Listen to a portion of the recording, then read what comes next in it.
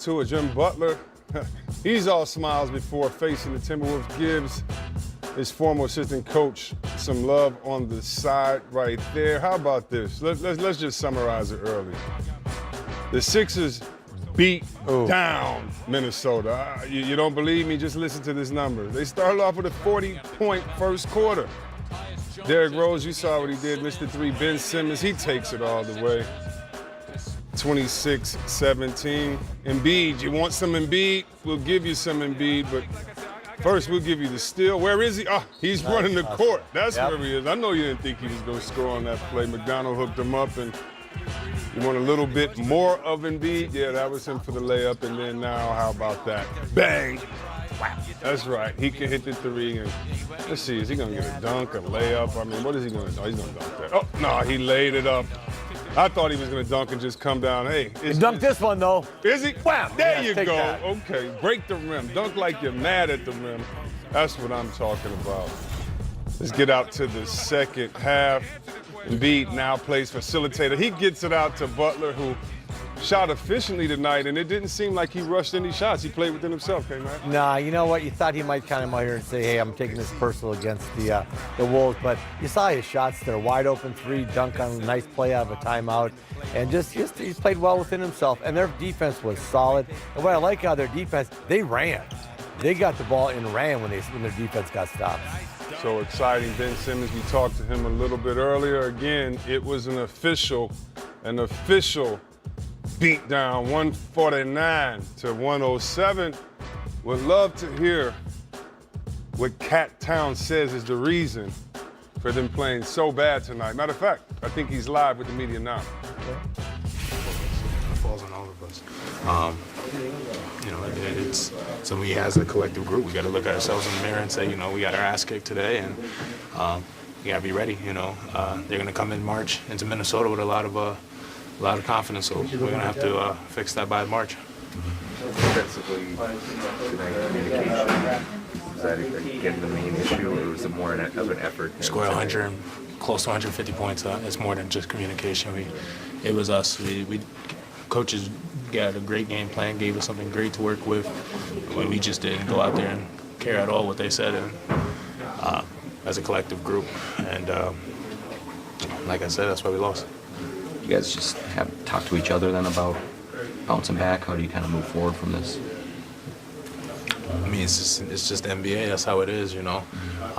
Unfortunately, that's how basketball gods work sometimes. Where, you know, we always say, you know, it's NBA. There's another game real quick. Well, we got 2 days to let this soak in. So, you know, unfortunately, that's how it worked this time around. Usually, you know, the back-to-back, this happens. You get right away on the next game. But we're gonna learn from this game. You know, remember this. So, be fun. I was going to say, does it help then having those couple days to like forget it, or does it kind of linger then when you have we got some things to work on, and we got to go back to the drawing board and get ourselves right. You know, the coaches have been doing a fabulous job. We as players, we got to come together, and I understand we can't. This is not the way to win. So we got to go out there with a different mindset every game. You know, this is the NBA. Every team is really good, so it don't matter what their standings are, where they sit, what kind of talent, who's hurt, who's healthy. You know, any night you go out there and play the way we played tonight, you're going to lose like this. Some impressive numbers. K-Mac, you just said 40 assists, and tonight we have Mr. Triple-Double himself. That's right, B. Simmons with us. Thank you so much for joining us. I mean, tonight, 7 to 10, 8 defensive rebounds. You missed the triple-double by 1 assist. They should trade you. Your career is done. Why'd you miss that? But, hey, you're such a joy to watch. And for our fans, especially young players at home, what is the most enjoyable part of playing in the NBA? I think for me, getting an opportunity to get better every day. You know, there's so many games, you know, back-to-backs, and you're just on the road so much. It's like you have one bad game, and then, you know, the next night you have another game to, you know, kind of redeem yourself and try and get better. So I think just being able to play every day and do what I love every day, that's the best part for me. You know, Ben, you guys started off and you dominated the paint. You had Joel Embiid going. You were driving in there. You guys just collapsed their entire defense and played inside out. And all those threes opened up. You guys shot the three ball very well tonight. But You know, when you guys play like that, I just think you're so hard to beat. Every once in a while, and I watch you guys a lot. I know Brett Brown, Chris Babcock's a good friend of mine, your coaches. And so I get frustrated when you guys don't play that way. When you guys just play inside out like that, totally attacking the paint at first. How do you feel about that when you play like that? And you get the sense that you got to play like that more? Definitely. I understand what you're saying completely. I think, we kind of get a rhythm. We have guys who are used to running down the floor, and sometimes we slow it down. But at times we kind of need to slow it down and make sure we're taking care of the ball and trying to get into a rhythm. But I love the way we play. Guys can run the floor, get open shots, transition buckets, and I think we're getting a lot better at that. Yeah, no, I do too. And like I say, I love when you guys play like this. The other question is, you're the point guard, you get the ball in your hands a lot, you get a lot of assists. Has Joel Embiid just taken up more paint lately? It looks like when I watch him play, he's been going in and getting 2 feet in the paint and demanding the ball down low a lot more. I tell him every time he runs down and he posts up, I'm going to throw it to him. I think sometimes he needs a reminder of how strong he is down there and how efficient he is. Sometimes he likes to shoot the 3 ball, but he's so efficient down there. We'd love to see him post up every time, do what he does best. I'm going to say some names here, and I know people are either going to go in uproar or kill me, but your game, when I think about your game, I think Magic, I think Bron attacking the basket, I think Len Bias, I think Pippen. And what I mean by that is your size, your body type, the way you play. If you had to critique yourself and say next year and the year after I'm coming back better in these areas, being a point guard, what would you say that your next jump is going to be, or something that you're working on just to continue the way that you're going on this upward trend of playing? What do you work on to improve over the summer?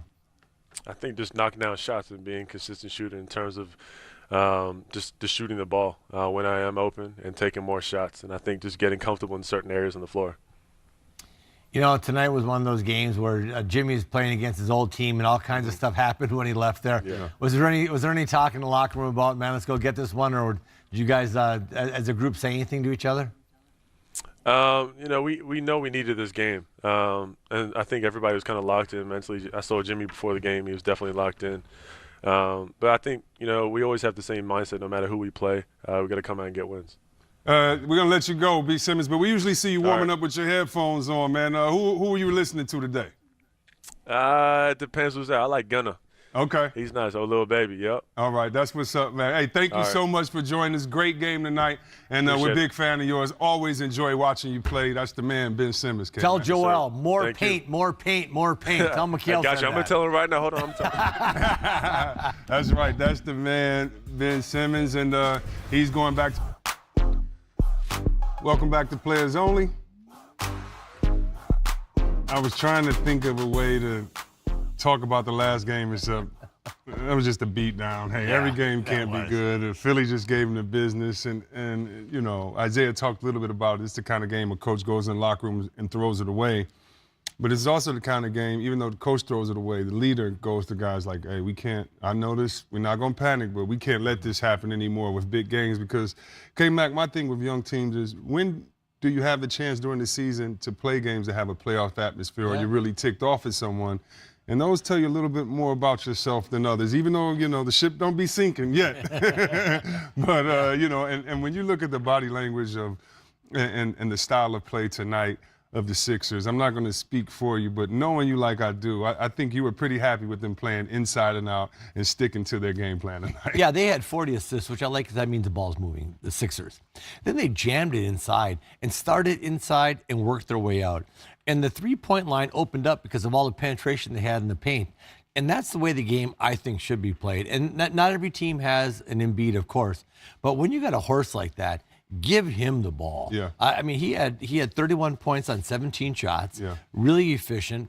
But it was on the bad flip side of what I saw tonight, the T-Wolves kind of gave in. I mean, the middle of the second quarter, they went like, man, we don't have it. And you were talking about something like big games. There's signature games that you have. And even if your team goes out and just fights like crazy, if you're Ryan Saunders, the coach, and you lose a tight game, you feel good, man. You feel bad right now. If you're looking at, say, wait a minute, this is the guy kind of basically cursed us all out. Jimmy Yeah. Butler left. Come on. Said you need me. Yeah, left and said, I You don't want wanna me play on with that you. Yeah, wall. exactly. You need me on that wall. And this is the effort that you give, man. That kind of surprised me. So they got a long way to go. Ryan's got a lot of work to do with that team. But on the flip side, getting back to the Sixers, man, if they play like this, they're a problem because there's not a lot of teams can handle that big horse on the inside. And once you establish that inside game, Simmons was driving and dunking. He ended up, like, I think 1 rebound away from a triple-double, or definitely, 1 assist away from a triple-double.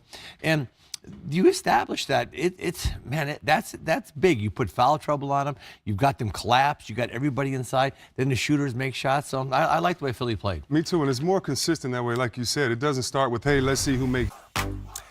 All right. Welcome to Players Only again. We got the Sixers and the Wolves tonight.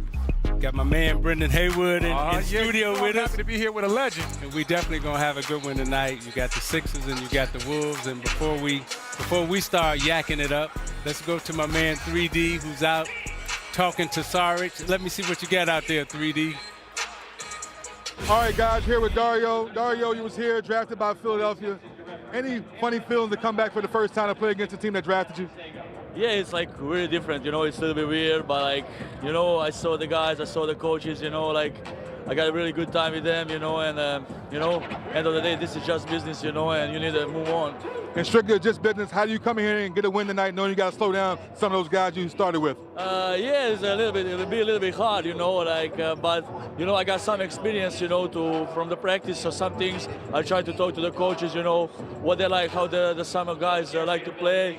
And, we need to be tough, we know the first team, scoring in the first quarter, like a 30-some points, and we know, if they start good, we can come back in the game, and they just need to be ready, play 100%, and I think we can beat them. Appreciate you. I appreciate you too. Now, Brendan, when you talk about the emotions of the game, what a Sarge might be going through, what a Wiggins may be going through, when you went back and you got traded a couple of times, how did you always feel going back to those teams that you got traded from to play against them? A lot of times it depends on how I was traded. Was there animosity? Do I like the guys that I was playing with? What was the back and forth? But in your head, leading up to those games, especially games that you're really charged up for, you have a certain way that you play it out, how you want it to go.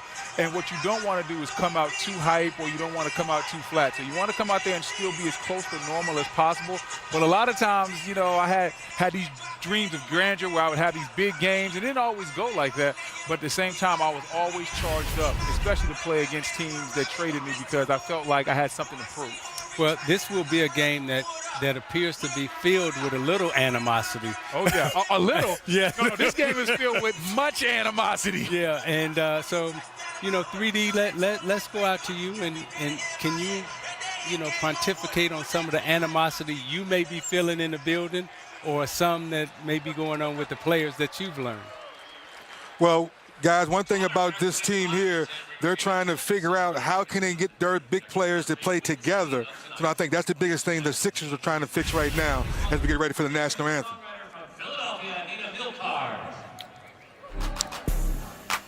We got lineups and tips coming up as we're watching Karl-Anthony warm up. He's getting ready. Players only, baby. Purple Rain.